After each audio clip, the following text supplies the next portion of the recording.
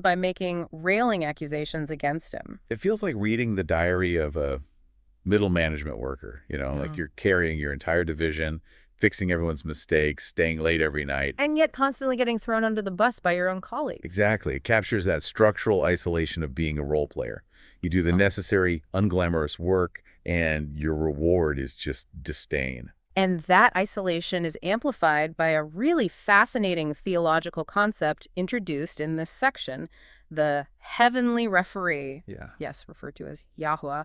The journeyman notes that this heavenly referee is completely objective. He never misses a call. Right, the referee never sleeps, never misses a call, and knows every single make and miss with pure transparency. The divine authority clearly sees the journeyman's true worth and effort. Exactly. So the tragedy isn't that his work goes entirely unseen by God. The tragedy is that absolute objective fairness exists in the universe, and his human peers still actively choose to ignore it. That is heartbreaking.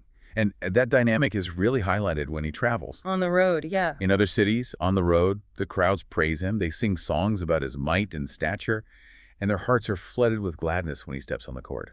But at home, The second he returns to his home arena, his own team and fans complain.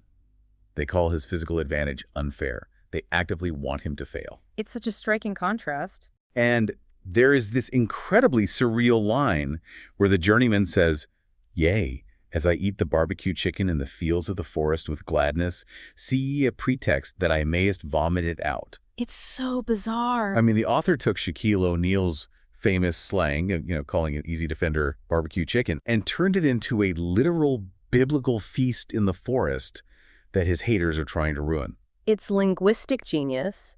And really, the author is linking the journeyman's plight directly to the classic biblical trope.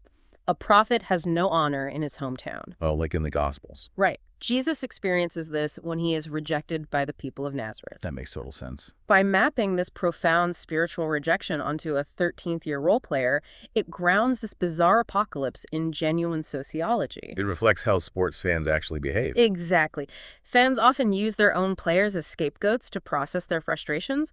The journeyman becomes a vessel for the collective anxiety of the fan base. Man, that's heavy. So we have seen the gods at war over pride, and we have seen the mere mortals struggling for recognition.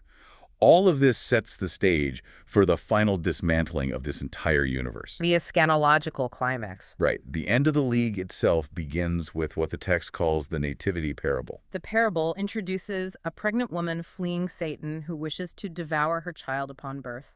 Standard apocalyptic imagery so far. Yeah. She escapes to a sanctuary, but knowing her time is short, she